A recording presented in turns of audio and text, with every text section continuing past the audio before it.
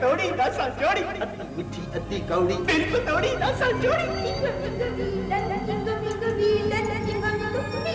हमारे बचपन की खुशियों को दोबारा करने वाली बिल बतौड़ी भेष बदल कर जाऊंगी। क्या आज बुढ़ापे में सड़कों पे भीख मांगती फिर रही है?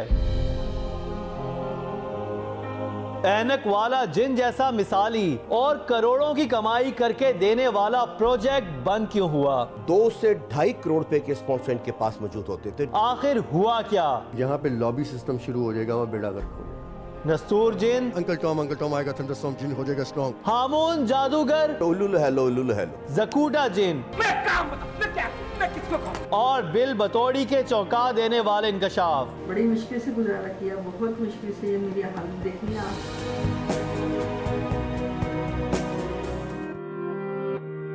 कहा जाता है कि कायनात एक गोरख धंधा है।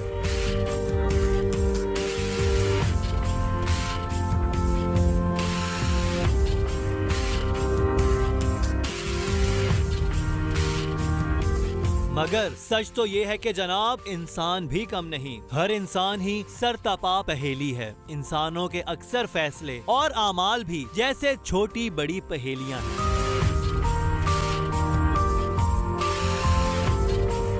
जैसे ये एक पहेली है, पाकिस्तान में ऐनक वाला जिन जैसा मेगा हिट ड्रामा बंद क्यों हुआ? यकीनन ये कोई बहुत अहम सवाल नहीं, ये कोई बड़ा इंकशाफ भी नहीं। बिल पतौड़ी रसा जोड़ी, अद्धी मिठी अद्धी कौड़ी।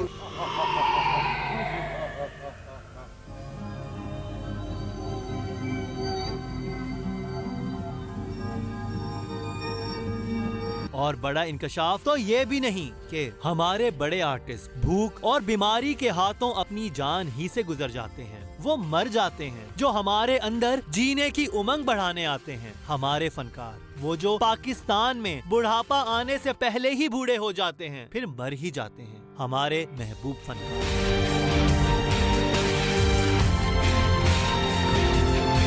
कसूर किसका है? सवाल ये है। तो फिर आज का इंकशाफ यही है कि हमारे कुछ बहुत बड़े आर्टिस्ट जो बुढ़ापे में लाचार हो जाते हैं, फिर मर जाते हैं भूख बीमारी के हाथों, तो दुनिया की स्क्रीन पर वतने अजीज की तस्वीर थोड़ी टेढ़ी हो जाती है। दुनिया उस रियासत को तहजीब और मोहब्बत से दूर मानती है जहां बड़े फनकार बुढ़ापे में रुसवा होते ही नजर आते हैं। फिर सही जवाब की खोज में टीम इंकशाफ ने मसले को जड़ों से जा पकड़ा। आखिर कोई मकबूल फनकार पाकिस्तान में भी कभी बेरोजगार होता ही क्यों है? ऐनक वाला जिन जैसा मिसाली कमाई करने वाला प्रोजेक्ट बंद ही क्यों हुआ? ऐनक वाला जिन 90 की दिहाई में बच्चों के जहनों पर नक्श हो जाने वाला ड्रामा, जिसके कई डायलॉग्स घर घर में बच्चों को अजबर थे, बल्कि आज तक याद हैं। बिल बतौड़ी नासा चोरी, अद्धी मिठी अद्धी कौड़ी, आई एम सॉरी। चुड़ैली तो डैन है, मेरी प्यारी बहन है। ज़मीनार, मैं जकूटा जिन हूँ, मुझे काम बताओ, मैं क्या करूँ, मैं किसको खाऊं? उलू hello. Uncle Tom, I got a thunderstorm. जिन हो जाएगा strong, I am right and you are wrong. जिन हो जाएगा strong, ding ding dong ping pong. उम्रो मेरा नाम है, सबको मेरा सलाम है। कैसा मकबूल ड्रामा। 90 की दिहाई में जो पीटीवी को महाना करोड़ों रुपए दे रहा था, वो ऐनक वाला जिन। यानी नाम ही कितना दिलचस्प और हंसा देने वाला है। तो क्या जिन भी ऐनक पहनते हैं? अच्छा, वाकई बच्चों में सवाल और हैरत जगा देने वाला नाम, उन्हें हंसा देने वाला नाम, गैर मामूली मकबूल कहानी, और फिर हर किरदार की अपनी छाप, और ऐसी जोरदार छाप। नाम पूछ रहे हैं, अपना पूरा नाम किताब उन्हें दिमाग बोलती है। बिल पतौड़ी रसा जोड़ी, बिल पतौड़ी रसा जोड़ी, अद्धी मिठी अद्धी कौड़ी, I am sorry. Bill Pataudi रसा जोड़ी। नस्तूर जिन, जकूटा जिन, हामून जादूगर, बिल बतौड़ी, चार्ली मामू करनानी, ये सब पाकिस्तान में सब बच्चों के मामू जादूगर और जिन थे। इनमें हर एक कैरेक्टर अपनी जगह हर एक बच्चे को अजीज था। इनमें से कोई एक भी किसी एक भी एपिसोड में ना होता तो उसकी कमी खूब महसूस की जाती। खुदा हाफिज।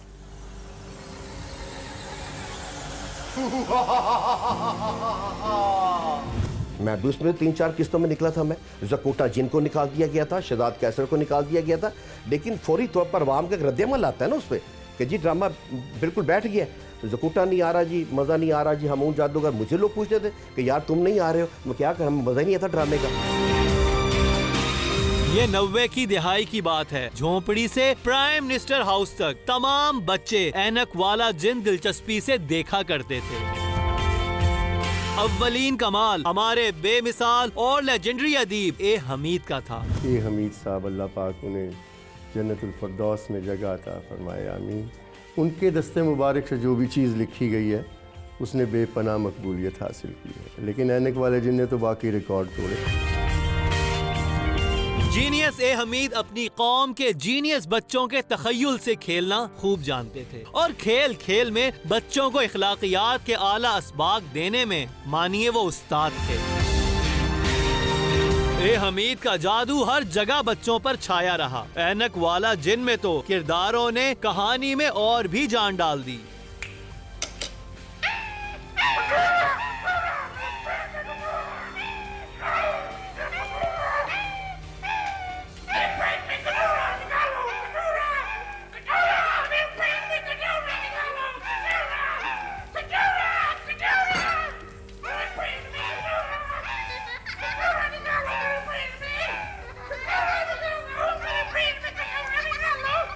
लेकिन हर हसास पाकिस्तानी को ये जानकर सदमा हुआ उन करोड़ों बच्चों की फेवरेट बिल बतौड़ी सड़कों पर भीख मांगती फिर रही है।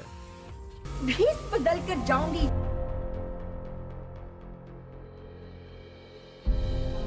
यकीनन दुख भरी खबर, बिल बतौड़ी अब अस्पताल में। जिसने सुना उसका दिल परेशान सा हो गया। और मशहूर बैतुल माल की मशहूर हूँ कि परफेक्ट टाइम पे मुझे ले आई यहाँ पे, जो मेरा इलाज हो गया, वरना तो मुझे फालिज हो चुका होता। आज बात ना कर रही होती आपके साथ। ज़कूटा को फालिज हुआ, लकवा मार गया, कुव्वते गोयाई शदीद मुतासिर हो गई। जो मंतर भी पढ़ता था जैसे बुलंद आवाज में बढ़क लगाता था, वो आज ज्यादा बोल भी नहीं सकता। उनकी बजाय यार वो क्या नाम,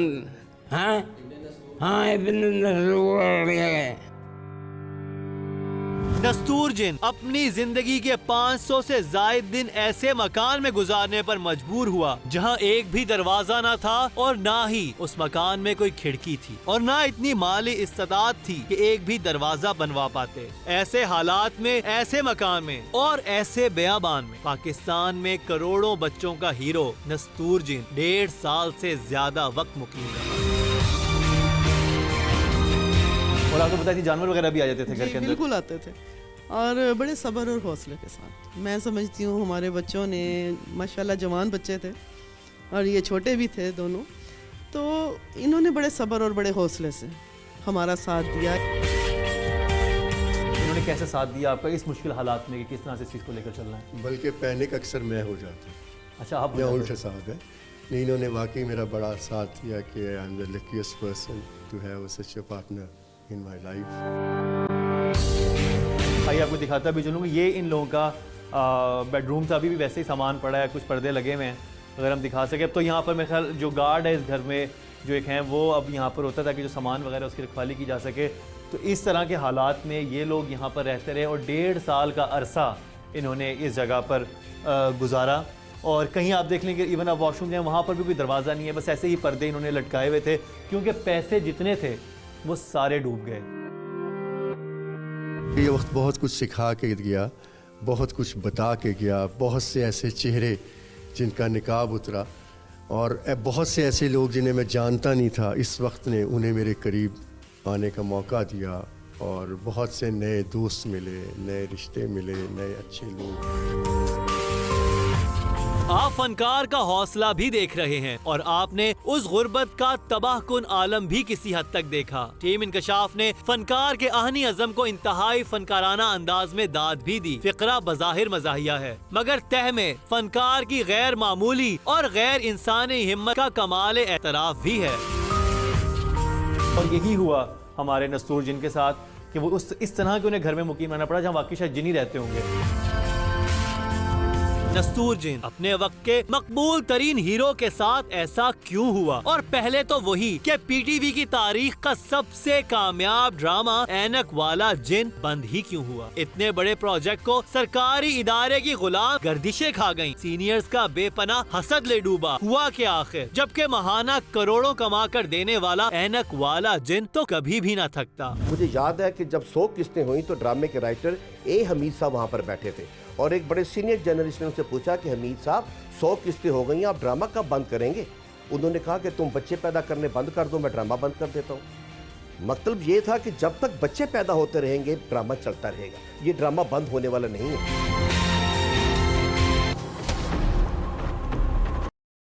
मिठी अद्धी कौड़ी दिल को तोड़ी ना संजोड़ी।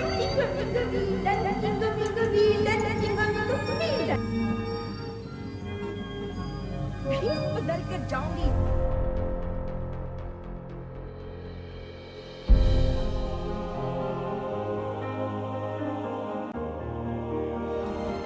टीम इंकशाफ ने भी ये सवाल सबसे किया कि आखिर ऐनक वाला जिन बंद ही क्यों किया गया?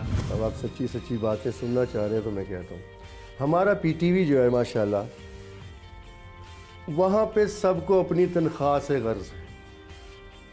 एक होता है क्रिएटिव काम करना। एक टाइम था जिसमें मुझे वो आज भी नाम है, यावर हयात, नुसरत ठाकुर, शहजाद खलील, अयूब खावर, मतलब बहुत से नाम हैं जिनके मैं नाम नहीं ले सका, तो मैं उनसे हाथ जोड़ के माफ़ी चाहता हूँ। मतलब वो लोग थे जो क्रिएटिव लोग थे, जो बैठे रहते थे सारी सारी रात स्क्रिप्ट पे काम करते थे। लेकिन अब ऐसा नहीं है, जहाँ पे लॉबी सिस्टम शुरू हो जाएगा वहाँ बेड़ा गर्क हो जाएगा। मेरे साथ मेरे सीरियल में ऐसा हुआ कि मेरा प्रोड्यूसर मुझसे जेलस हो गया था। Hafeez Tahir was jealous to me. ये अल्लाह ताला का करम नवाजी थी इस टीम पे और इस काम पे कि ये फिर भी पॉपुलर हुआ, और ये अभी भी चलते चला जाना था अगर मेरी और हफीज़ ताहिर की आपस में मिसअंडरस्टैंडिंग्स ना होती। और उसमें बहुत से लोग बहुत थे उसमें जिन्होंने मिसअंडरस्टैंडिंग्स करवाई, क्रिएट करवाई।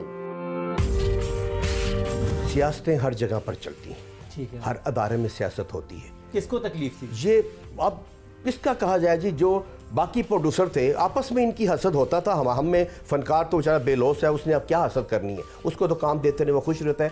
अंदर ही इनके आपस में कुछ सियासतें चल रही थी जिसकी वजह से इस ड्रामे को बंद कर दिया गया। ताहिर साहब और उनके दरमियान मसला बन गया था। मसला क्या था? वो पेमेंट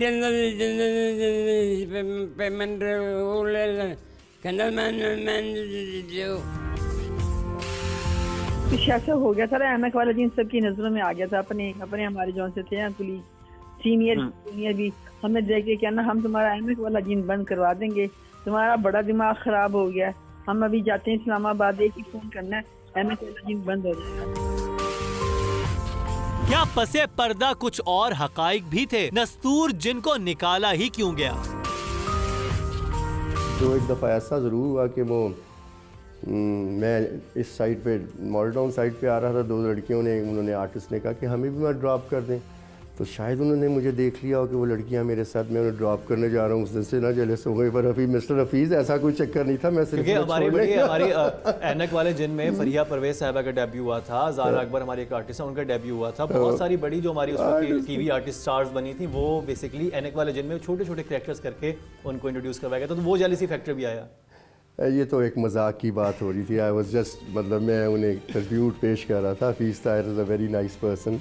ऐसा कोई ये मैं डिप्लोमेसी से काम नहीं करा, लेकिन वो थोड़े से मतलब उनमें एक है पोजेसिवनेस बहुत है, जैसे कि बीवी में होती है ना पोजेसिवनेस, वो मुझे भी देखते थे। अगर मैं किसी और प्रोड्यूसर से बात करूं थोड़े से वो पोजेसिव हो जाते थे।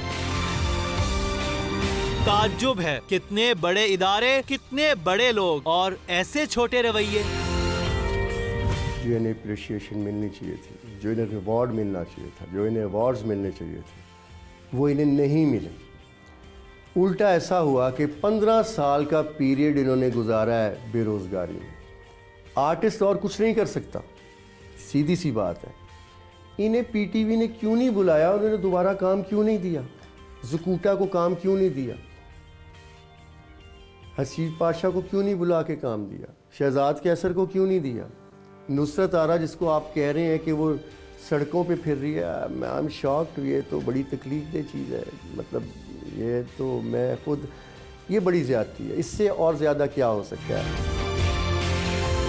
ये घर क्यों बिठा दिया आपने? इतना अहम रोल है, इतना ज़बरदस्त आर्टिस्ट हैं ये, इनके लिए कम से कम, चलो पीटीवी अपना जो है वो दावा करता है कि ये हमारे आर्टिस्ट हैं, इनके लिए एक कुछ सीरियल 25-30 मिनट की शुरू कर दें और इन फनकारों को घरों से बुला के ड्रामा करें, चाहे बच्चों का बनाए, जिन्नों चुड़ैलों का बनाए, बच्चे देखेंगे। जब आप फनकार को घर बिठा देंगे, पैसे नहीं देंगे, वो तो वक्त से पहले मर जाएगा, वो तो फिर सड़कों पर आएंगे। अगर ये प्रोग्राम चलता तो कितने ख़ानदानों का सिलसिला चलता, लेकिन ये नहीं हो सका ऐसा। ये क्यों नहीं हो सका? उसके पीछे बहुत सी वजूहात हैं। उसके बाद मेरे बड़े बेटे ने एक पोस्ट कर दी मुझसे बगैर पूछे कि ये मेरे बाप ने किया, ये हमने किया और हमारे साथ ये हुआ, और कोई गवर्नमेंट किसी ने किए, NGOs they are doing nothing. वो उसका बस करने की देर थी कि फिर जो मेरे फैंस थे ऑल ओवर द वर्ल्ड, दुनिया से फ़ोन आए, लोग रो रहे हैं, परेशान हो रहे हैं, तो मैंने कहा यार ये तो बड़ा गलत मैंने कर दिया। जो लोग मुझसे प्यार करते हैं, मैंने उन्हें दुखी कर दिया। फनकार की हिम्मत अपनी जगह अजीम तर है, मगर अपनों की बेरुखी तो अपने यहाँ हदों से भी आगे निकल जाती है। यहाँ पे donkeys and horses are together. मैं पंजाबी में कहूँगा खोते थे घोड़े थे बराबर। तो यहाँ पे आगे सारी बात ख़त्म हो जाती है। यार ये हमारे साथ एक प्रॉब्लम, जब ये चीज़ ख़त्म हो जाएगी ना तो सारे मसले ठीक हो जाएंगे। हमारा पड़ोसी जो हमारा हरीफ भी है, अपने आर्टिस्ट को किस कदर नवाजता है, जबकि हम सारा कितने पैसे घर लेके जाती थी? अगर वो इतनी उनको शोहरत तो मिल रही थी।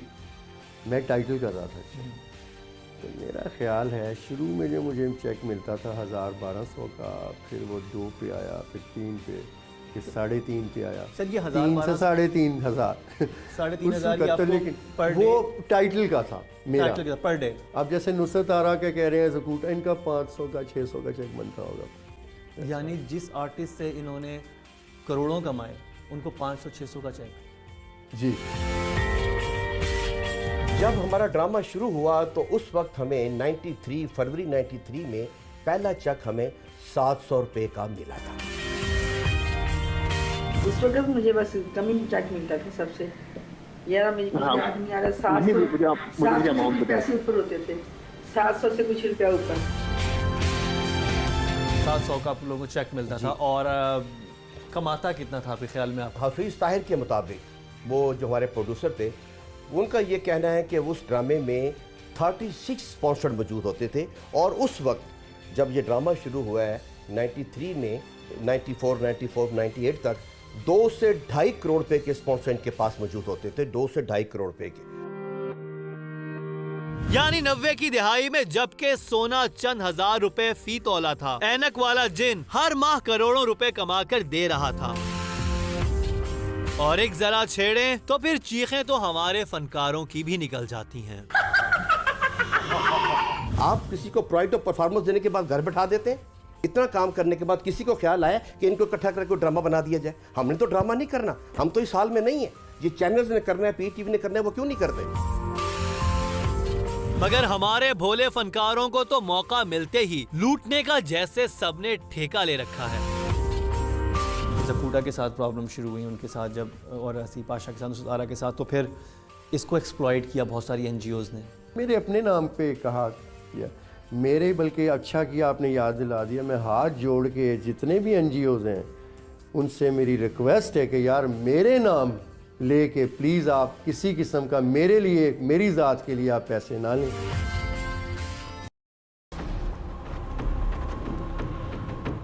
इतनी गंभीर सूरत हाल के बावजूद भी आला हुक्काम के कानों पर किसी किस्म की जूं तक न रेंगी। और जब टीम इंकशाफ ने अपने तौर कंवल नोमान, जो कि MP हैं मुस्लिम लीग नून की तरफ से और अदाकारों की फलाहो बहबूद के फंड की जिम्मेदार भी, उनसे राब्ता करने की कोशिश की तो उन्होंने अपना मौक़िफ़ देने की हामी भरी। और जब टीम इंकशाफ मुकर्ररा वक्त पर उनके यहाँ जाने लगी तो मोहतरमा ने फोन तक न उठाया।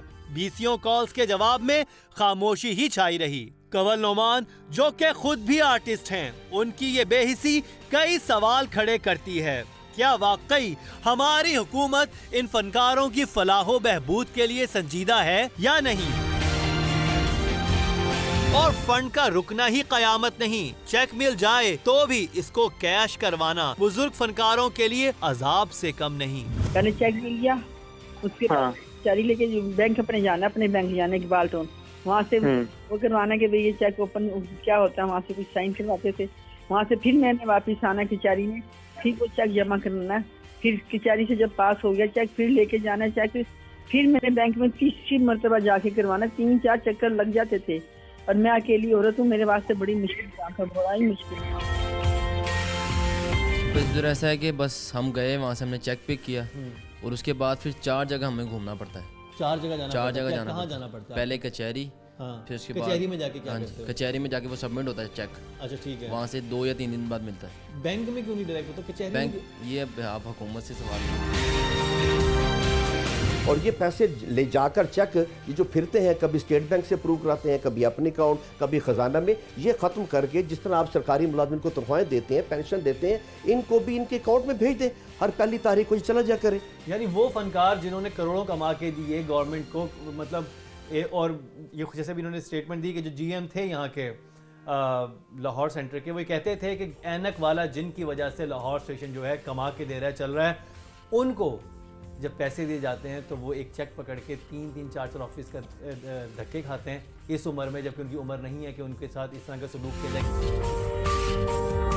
इस दुनिया में जहां फनकार अपने जाती तैयारे रखते हैं, हमारे आर्टिस्ट बेचारे किचन के चक्कर से ही नहीं निकल पा रहे, तो क्या फनकार अपनी और अपने मुस्तहिक साथियों की मदद खुद नहीं कर सकते? क्या टीवी स्क्रीन के सिवा उनके पास जिंदा रहने को और कुछ नहीं?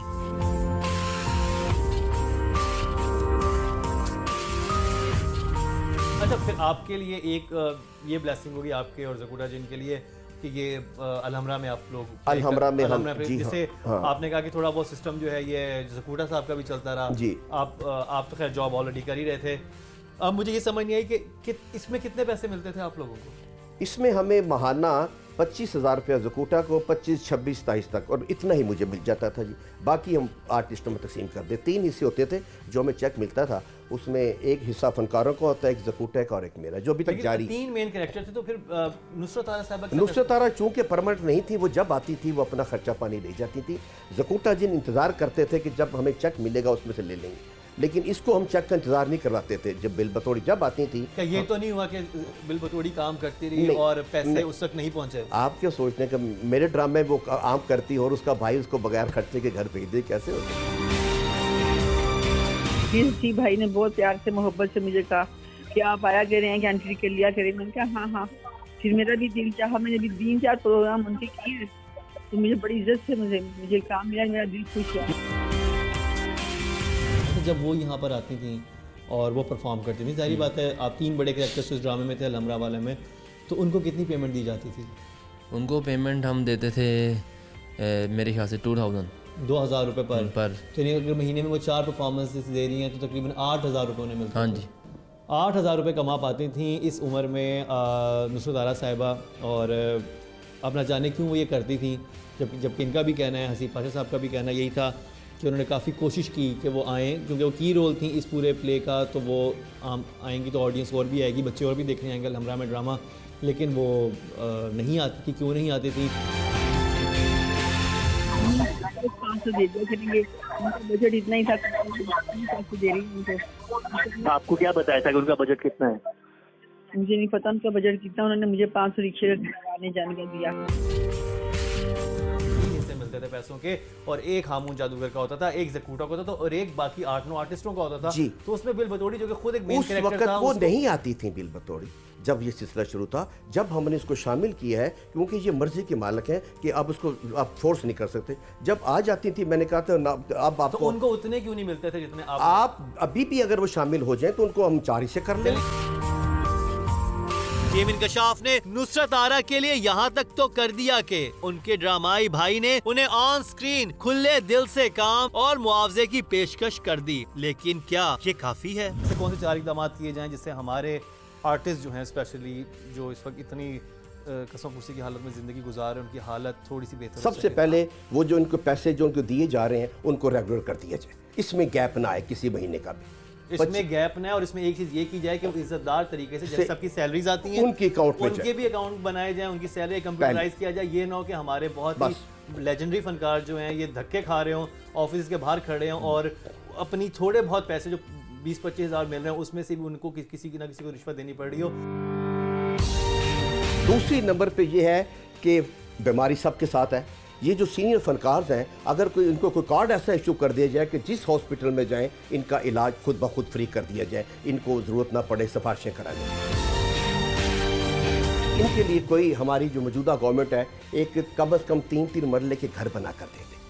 आपकी हर सोसाइटी, डॉक्टर की सोसाइटी मौजूद है, वकला की है, साफ़ियों की है, वापडा वालों की है, सब की कोई ना कोई सोसाइटी है। तो फनकारों की कोई नहीं है, कोई एक सोसाइटी जिसमें 3-3 4-4 मरले की इनको घर बना कर दे दें। फनकार को तो फितरत ज्यादा टैलेंट से नवाजती है और वो तो ज्यादा हसास होता है, तो उसका तो फर्ज रहता है वो इंसान से मोहब्बत करे तो आम आदमी से कहीं ज्यादा करे। और बिलाशुबा हुकूमत का अहम फरीजा है कि वो पाकिस्तानी फनकारों का खास ख्याल रखे कि वो जिंदगी भर अवाम को खुशियाँ ही तो फराहम करते हैं। और हमारे हुक्मरानों से बेहतर कौन समझता है कि लोगों को छोटी छोटी खुशियाँ मुसलसल मिलती जाएं, तो वो बड़े बड़े गम भी आसानी से सहते जाते हैं। मेट्रो, मोटरवेज जैसे बड़े प्रोजेक्ट्स भी वक्त की जरूरत हैं, लेकिन अपने बड़े फनकारों को इस काबिल रखना कि वो ज्यादा से ज्यादा काम करते जाएं, ये किसी भी कौम, हुकूमत की बड़ी जरूरत है। और जरूरत है कि हम अवाम अपनी हुकूमत से कहते रहें कि वो हमारे महबूब फनकारों से बेरुखी तो कभी ना बरते। और एक बड़ी जरूरत है पाकिस्तान में खुद आर्टिस्ट के लिए समझना। बहार के दिनों में खुशियाँ समेटने के साथ साथ खिजा की तैयारी भी लाजिम है कि सदा एक सा उरूज तो वहीद मुराद पे भी नहीं रहता। आज भी अपने फनकारों की फलाहो बहबूद हमारा एक अहम मसला है और पहली उम्मीद यकीनन हुकूमत से ही रहती है कि वो सबसे बाइख्तियार है। और अब एक दर्द भरी अपील खादमे आला के नाम। मेरी आवाज़ वज़ीर आज़म तक पहुँचा दें कि मुझे घर दे दें। मुझे घर की बड़ी मुश्किल है, मैं अकेली रहती हूँ, मेरे बेटे भी मुझसे दूर रहते हैं कि मैं घर का नॉक करूँ, दरवाज़ा अपने हाथ में मेरे चाबियों में अपने इस्तेमाल के साथ अपना घर छोड़ के जाती हूँ। आराम से मुझे कोई डिस्टर्ब ना करे। आप अगर बचाना चाहते हैं तो इस तरीके से बचा दीजिए। कोई चैनल रिस्क ले, बच्चों का ड्रामा शुरू कर दें। बच्चे तो देखना चाहते हैं ड्रामा, कोई जिन्नों जादूगरों का शुरू कर दें। हम हाजिर हैं दिलो जान से। और सर हम दुआ कराते हैं आखिर में बिल बतौर की सेहत के लिए। आप आपके ड्रामा देखिए कि परवरदिगार जी जो फनकार है अल्लाह मियां इनको बचा ले। साथ बैठे थे और एकदम एक सीन हमने क्रिएट करना था। उन्होंने कहा यार यहाँ पे कुछ होना चाहिए। तो मैंने कहा जी क्या कि मैं मंत्र लिखूं, कुछ करूं, यार शहजाद कुछ बोल दो। मतलब हमें वो बड़ा एक हैंड देते थे, फ्री हैंड के, या जो मर्जी का। तो आपने इम्प्रोवाइज किया वहाँ पे? हाँ, अब मैंने सोचा कि क्या एकदम मेरे जहन में चीज़ आ गई तो वही मैंने बोल दी। मैंने कहा अंकल टॉम आएगा थंडरस्टॉर्म, जिन हो जाएगा strong, I am right and your song, जिन गाएगा song, ding ding dong ping ping pong. चाहते हैं कि दोबारा से आने वाला दिन शुरू हो? हाँ जी हाँ। तो एक दफ़ा आप अपना वो डायलॉग बोल के एक दफ़ा कह दें कि ये जो है ना एनक वाला दिन दोबारा शुरू करें। हमने सबसे कहा है और हम गवर्नमेंट से यही कह रहे हैं कि ये दोबारा से ड्रामा जो है शुरू करें ताकि सब लोग इज़्ज़तदार तरीके से प्रोफेशनली काम भी करें और उनका पैसा भी उनको मिले। मुझे काम बताओ, मैं क्या करूं, मैं किसको कहूं? जय बीनाथ।